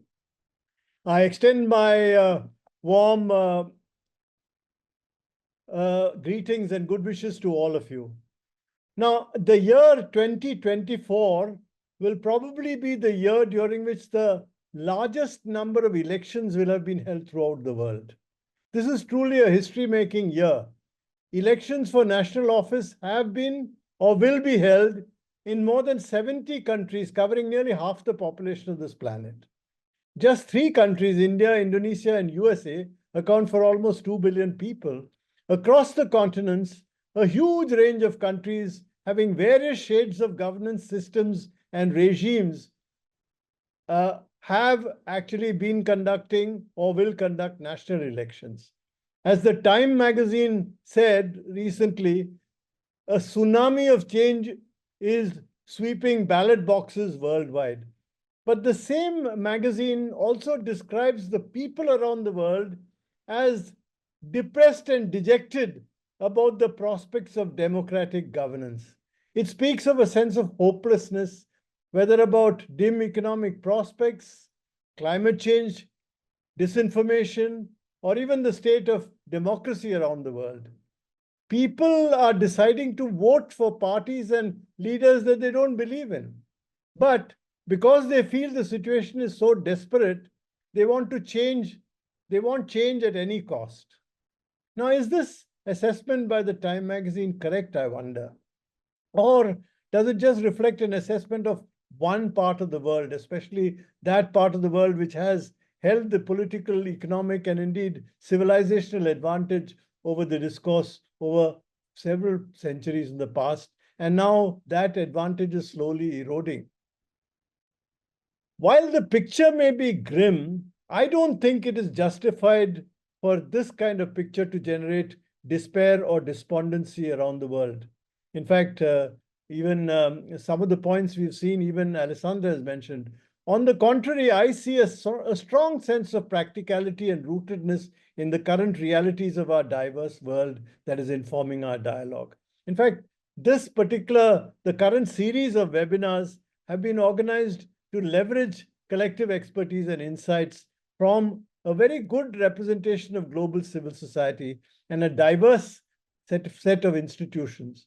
Your themes are both very, very varied and incisive, strengthening government civil service society partnership, addressing systemic inequalities, inclusive policymaking and participatory governance, expanding civil space, ensuring transparency, etc. Successive C20 summits have examined various dimensions of the issues of inclusion and empowerment of hitherto subaltern communities, issues of the enhancement of civil space and of diversity, of civil rights, protecting lives, livelihood, and dignity of people around the world, and addressing the downside risks faced by endangered communities by building resilience and sustainability within the overall climate change context. During the last civil society in C20 in India, the working group on delivering democracy had examined native models of governance, native values and ethos, and best practices. It called for wider engagement, especially of young people in democratic processes, to inculcate respect for democratic institutions, and practicing grassroots village democracy at village and levels while respecting the individual as the cornerstone of the democratic process. I think it spoke of various other things. With Brazil holding the G20 presidency this year, this series is particularly focused on generating valuable inputs for enhancing democratic processes, democratic governance, civic space, combating corruption, and access to justice. The Brazilian government, it says, has created spaces for dialogue and participation for all engagement groups. As Enrique Frota of the ABONG mentioned, and I quote, there didn't used to be any integration. Everyone had to fend for themselves. This year, there is still autonomy, but there's an effort on the part of governance to get these groups to interact better. Now, a Brazilian-Belgian economist, Nathalie Begin, reflects that the Brazilian presidency will make an effort in the financial track to accept proposals from global civil society on the issue of international taxation. Not only is this a first, it says, but it opens there is considerable openness to dialogue from civil society.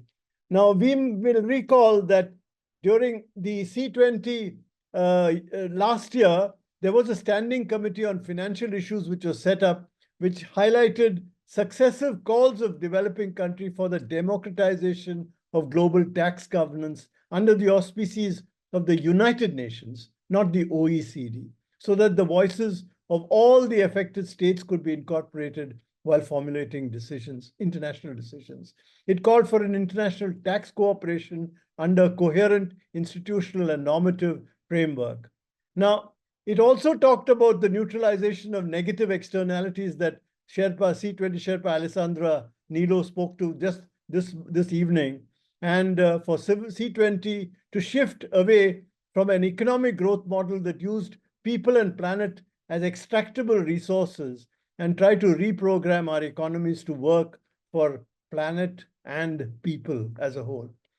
At this meeting earlier, Carolina Almeida spoke very, very spiritedly of the need to combat what she called systemic discrimination, which is practiced in civic spaces, especially against people of African origin. A similar point was made by Seth Mazibuko of South Africa when he spoke of Steve Biko and the Black Consciousness Movement and the fledgling efforts of the Black community programs. The question they address is not new. A major Brazilian civil society activist, Sandra Quintela of the Jubilee South Brazil Network, talked about her belief that social participation should be a bottom-up process and asked the question, participate to what purpose? By whom?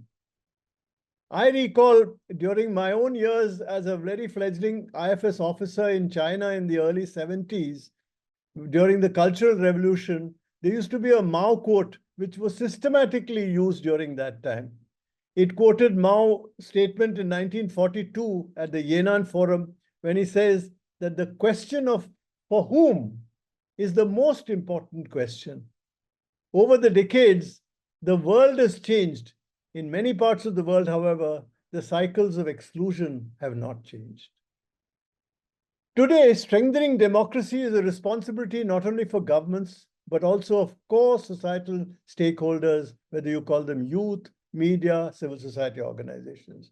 This means, as Jyotsna Singh mentioned in her presentation today, promoting greater transparency and accountability in public sector institutions, including through measures such as open data initiatives, public reporting on budgets and spendings, implementing anti-bribery laws, enhancing whistleblower protection, and promoting competition, enhancing transparency and conflicts of interest in public procurement, and enabling environment and strong support should be provided for these stakeholders to strengthen democracy. The challenges experienced by youth in accessing democratic processes worldwide are caused by a lack of awareness, communalism, a lack of press freedom, erosion of democratic norms, etc.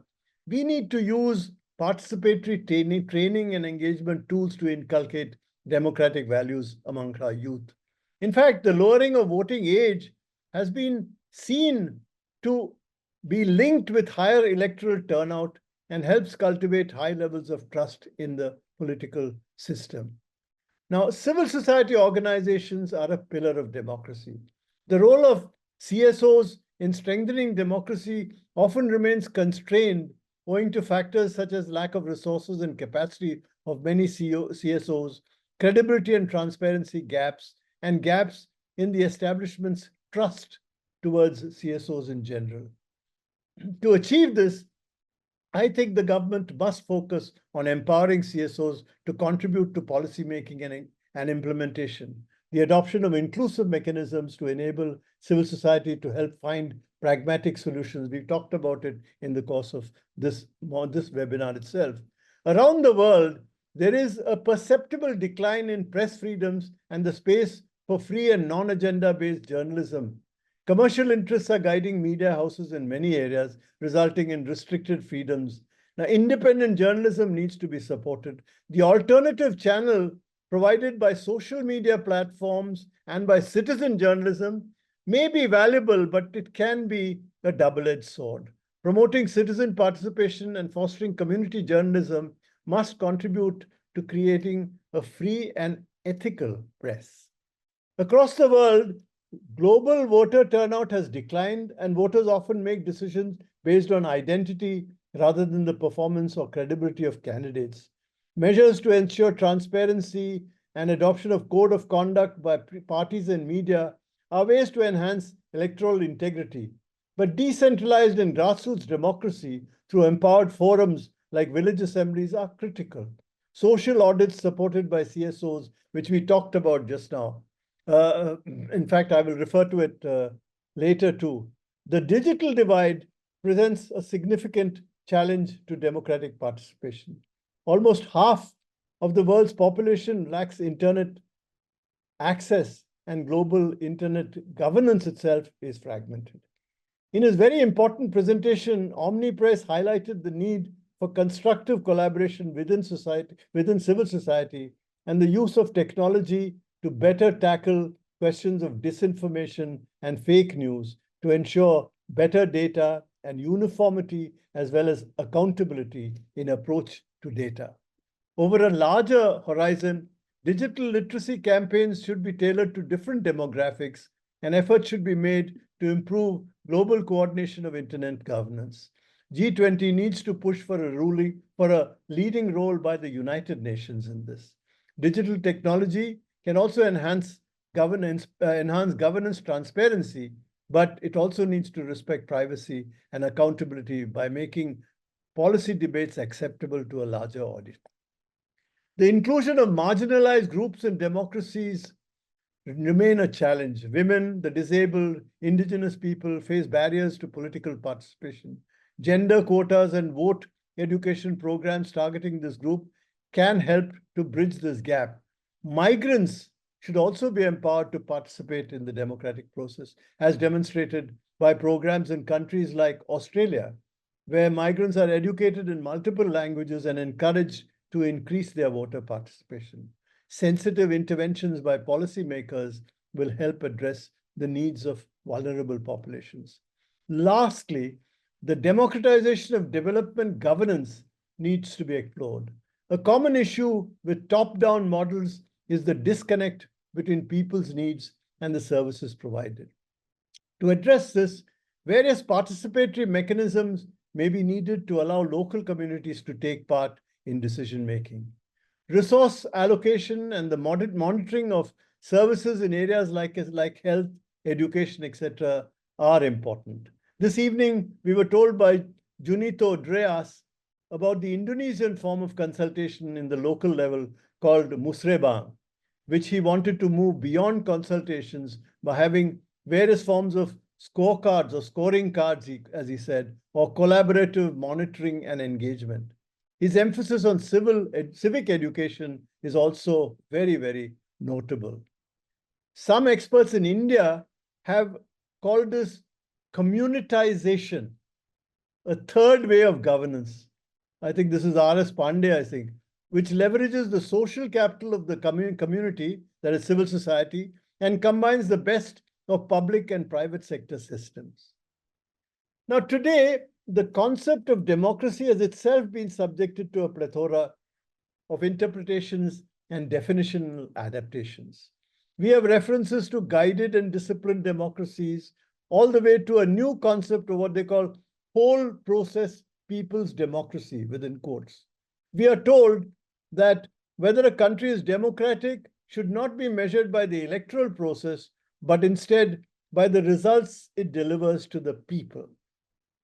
By using the improvement of living standards and development as the measure of democratic success, such framing of the democratic process displaces means of governance for a justification of its ends and seeks for its proponents the right to participate in the global discourse on democracy while setting their own arbitrary definitional limits to this discourse.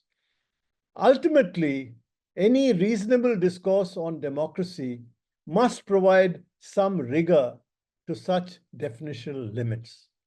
For any democratic system to be truly sustainable, its process must be seen as equally important as its more important, or if not more important, than its ends. Such a process must involve constitutionalism based on the due process of law, interpretable by a judiciary that is separate from and independent of the executive, and based on an assurance of justiciable human rights to every citizen or person, not as a member of a community, party, or grouping, but as an individual in his own right. It must provide not just periodic elections of leaders at all levels, but also their systematic accountability to the peoples through independent institutions, a free and vibrant press, and through legal guarantees to all citizens that are dispensed with transparency and equity to all citizens without discrimination. For me, the test of a democratic system rests finally on its being able to respect and safeguard the integrity of each individual within any community at its most basic atomistic level. I must recall in this context an ancient Sanskrit text variously ascribed to the Mahabharata, to the Panchatantra, the Hitopadesha, and even to the Chanakya Niti. It goes as follows. Tyajeta ekam kulasyarthe gramarthe kulam tyajet, gramam janapadasyarthe atmarte prithvim tyajet. My personal interpretation of this text is that while the individual must sacrifice his personal interest for the sake of the collectivity at each level, the family, village, and the state, in the ultimate analysis, it is the integrity of the individual's soul that is supreme. And indeed, the entire world must be sacrificed to safeguard that essential integrity. Thank you. Thank you, Ambassador Rambiar. It was really a pleasure to hear your reflections on today and the key messages from the C20 India presidency also.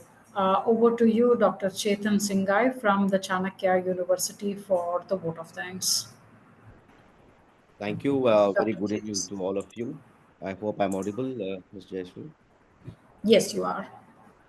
So it has been a delight listening to all the eminent panelists, and more importantly, also the question and answers which were going parallelly the entire session that we have been having. The two sort of expose of how civil society and democracy and the concerns of all the individuals who are part of this is quite visible. Maybe I should take a stride from Ambassador Nambiar's last but very important point that he made, almost a hitopadesha that he brought in, and also as a reference to law. I think we are all very clear from whichever parts of the world we are now here, collectively sharing our thoughts and opinion. Society cannot exist without law, and law is the bond of society that which makes it and that which preserves it and keeps it together. It is, in fact, the essence of civil society that makes this relationship much more bonded, much more engaged, and much more thoughtful. That is where we need to now reflect upon how we can harness, because each of us who are representing today in the panel have been beneficiaries of a democratic system, at the same time have been exposed to these challenges that when a democracy becomes a more of a authoritative in its own scope and space and engagement. I think with this note of hope and change that we are all looking towards, moving the baton from India to Brazil, with this change and shift, I'm sure this will go a long way. And I personally thank all the members. The list is long, but I must acknowledge the names. Dr. Vinesh Sahasrabudhe, Ambassador Vijay Nambiar, Alexandra, Ms. Judith Singh, Dr. Baswaraj, Dr. Carolina, Mr. Seth, Mr. Zunito, Mr. Ompri, and our Sutradhar for today, Ms. Jayashri, who has very ably and very appropriately brought us together in this discussion, and many others. I'm sure the entire team, the back-end team, who has facilitated this whole webinar seamlessly without any technical glitch or a challenge.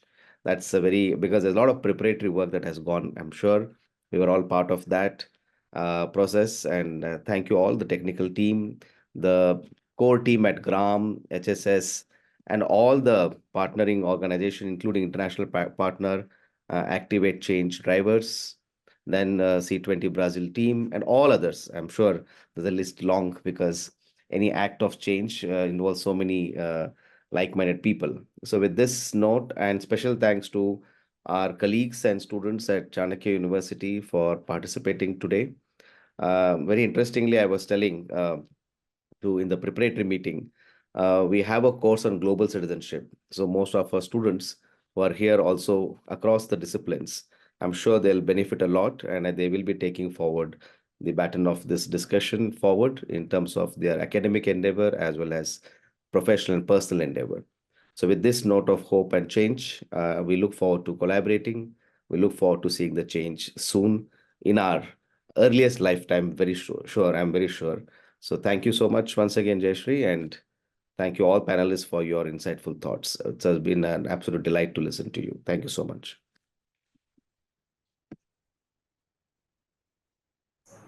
Thank you, and thank you all for participating very well this evening and sharing your perspectives. I look forward to carve a new journey out of the key inputs from this session. Thanks again, and we close for the day. Thank you so much. Thanks. Bye bye. Thank you.